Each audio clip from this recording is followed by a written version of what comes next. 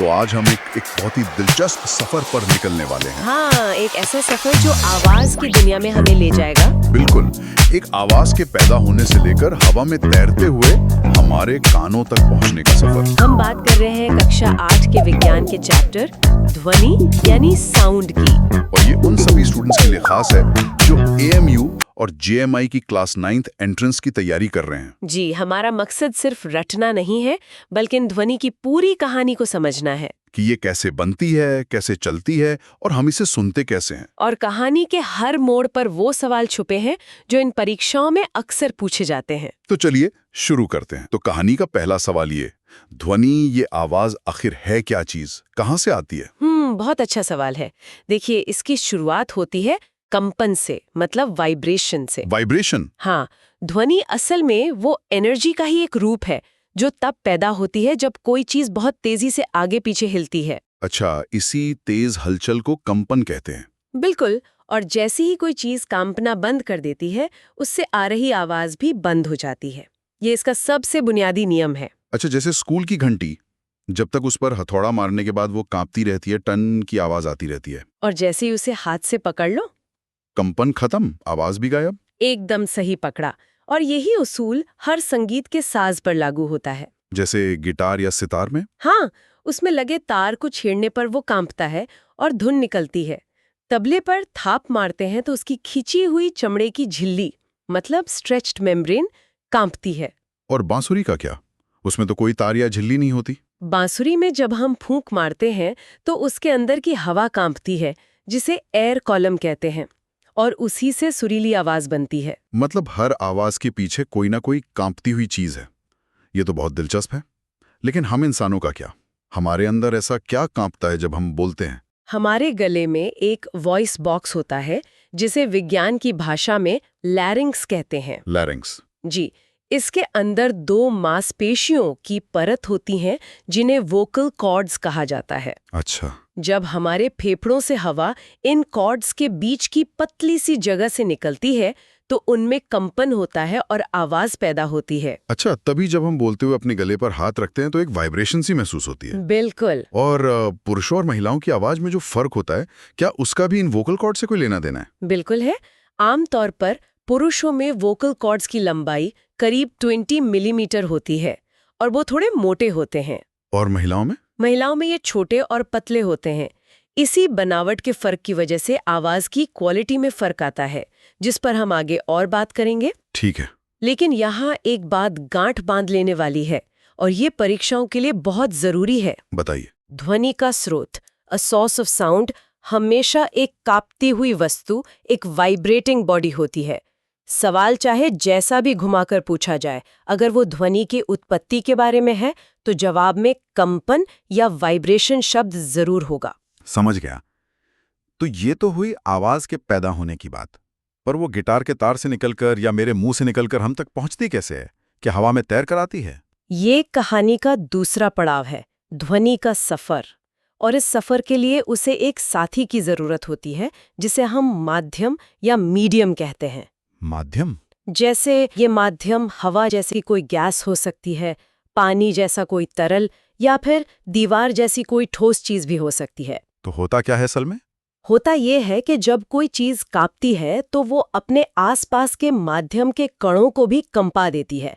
फिर वो कण अपने आगे वाले कणों को कंपाते हैं और ये एक लहर की तरह आगे बढ़ता जाता है। अरे, ये तो रिले रेस जैसा लग रहा है, जहां एक धावक दूसरे को बैटन पकड़ाता है और रेस आगे बढ़ती है। क्या खूब एनालॉजी दी है, बिल्कुल रेले रेस की तरह।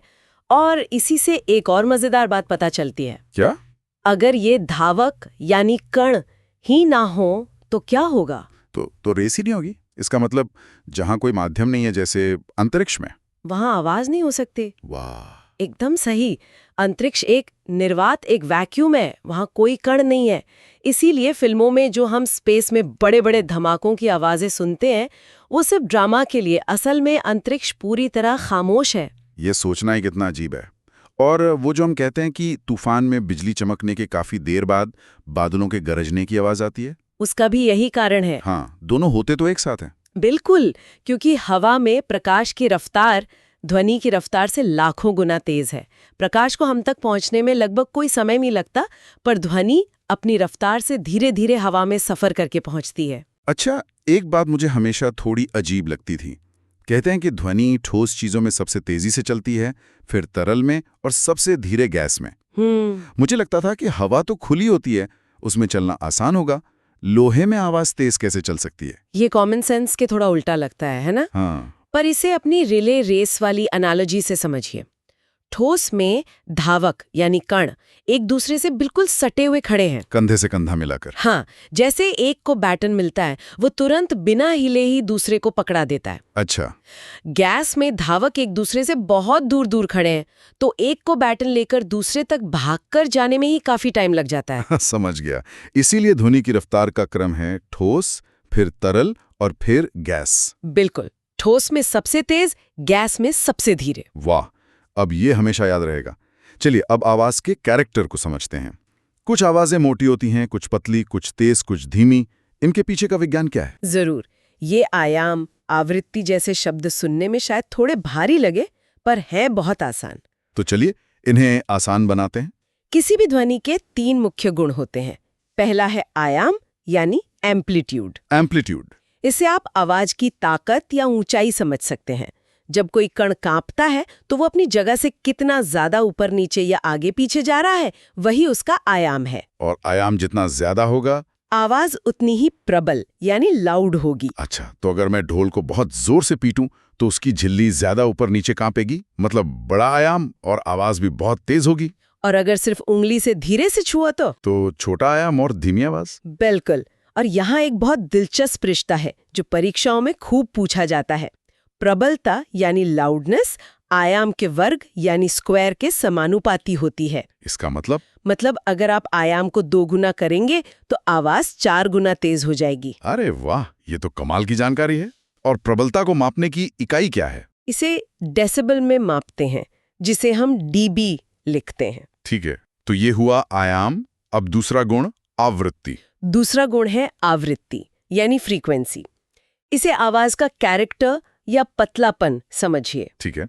1 सेकंड में कोई चीज कितनी बार कांप रही है, वही उसकी आवृत्ति है। इसे हर्ट्ज या एचजेड में नापते हैं। और आवृत्ति जितनी ज्यादा होगी, आवाज उतनी ज्यादा तीखी या पतली होगी। इसे हम तारत्व या पिच कहते हैं। जैसे मच्छर के पंख बहुत तेजी से फड़फड़ाते हैं, 1 सेकंड में कई 100 बार। हाँ, इसलिए उसकी भिनभिनाने की आवाज बहुत तीखी यानी हाई पिच वाली होती है। क्या बात है, एकदम सटीक उदाहरण। और शेर की दहाड़, वो गहरी होती है, मतलब लो पिच, लो फ्रीक्वेंसी। बिल्कुल। तो अब हम उस सवाल पर वापस आ सकते हैं कि पुरुषों और महिलाओं की आवाज में फर्क क्यों होता है? हाँ, वोकल कॉर्ड्स की वजह से। जी, महिलाओं के वोकल कॉर्ड्स पतले और छोटे होने की वजह से ज्यादा तेजी से यानी उच्च आवृत्ति पर कांपते हैं, जिससे उनकी आवाज का तारत्व पिच ज्यादा होता है। समझ गया। और तीसरा गुण था आवर्तकाल। हाँ, आवर्तकाल या टाइम पीरियड। इसका मतलब है एक कंपन पूरा होने में कितना टाइम लगा, और इसका फ्रीक्वेंसी से उल्टा रिश्ता है। उल्टा रिश्ता? सोचिए, अगर कोई चीज बहुत तेजी से कांप रही है, मतलब हाई फ्रीक्वेंसी, तो जाहिर है कि उसका एक चक्कर बहुत कम टाइम में पूरा हो जाएगा, मतलब लो टाइम पीरियड। बिल्कुल। इसका सीधा सा फॉर्मूला है T = 1/f। ये तीनों गुण ही मिलकर किसी भी ध्वनि की पूरी पहचान बनाते हैं। तो अलग अलग वाद्य यंत्रों की आवृत्ति अलग अलग होती है, जिससे हमें अलग अलग सुर सुनाई देते हैं। जी हाँ। पर क्या आवाजों की कोई ऐसी दुनिया भी है जो हमारे चारों ओर मौजूद है, पर हम उसे सुन ही नहीं सकते? बिल्कुल है। इंसान के कान हर तरह की आवाज नहीं सुन सकते। हमारी सुनने की एक हद है, एक रेंज है। और वो रेंज क्या है? वृत्ति वाली ध्वनियां ही सुन सकते हैं। 20 से 20,000 हर्ट्ज। हाँ, इसे श्रव्य परास या ऑडिबल रेंज कहते तो हैं। इस रेंज के बाहर की आवाजों का क्या होता है? इस आधार पर हम ध्वनियों को 3 हिस्सों में बांटते हैं, और ये परीक्षाओं के लिए बहुत जरूरी है। ओके। एक 20 हर्ट्ज से कम वाली ध्वनियां, जिन्हें अवश्रव्य या इंफ्रासोनिक कहते हैं। इंफ्रासोनिक? ये आवाजें इतनी गहरी होती हैं कि हम इन्हें सुन नहीं पाते, लेकिन हाथी और व्हेल जैसे जानवर इनका इस्तेमाल करते हैं। अच्छा। 2 20 से 20,000 हर्ट्ज के बीच की ध्वनियां, जो हमारी श्रव्य या ऑडिबल रेंज है, जो हम सुन सकते हैं। और 3 20,000 हर्ट्ज से ज्यादा वाली ध्वनियां, जिन्हें पराश्रव्य या अल्ट्रासोनिक कहते हैं। अल्ट्रासोनिक। ये आवाजें इतनी तीखी होती हैं कि हम इन्हें भी नहीं सुन सकते, लेकिन कुत्ते, बिल्ली और खासकर चमगादड़ इन्हें सुन सकते हैं। चमगादड़, वो तो रात में उड़ते हैं। हाँ, और वो इसी अल्ट्रासाउंड का इस्तेमाल करके रात में अपना रास्ता ढूंढते हैं। और मेडिकल साइंस में जो अल्ट्रासाउंड होता है, वो भी यही तकनीक है। बिल्कुल। तो हमारे आसपास तो आवाजों का एक पूरा अनदेखा अनसुना समंदर है। एक तरह से, हाँ। अब कहानी के आखिरी और सबसे जादुई हिस्से पर आते हैं।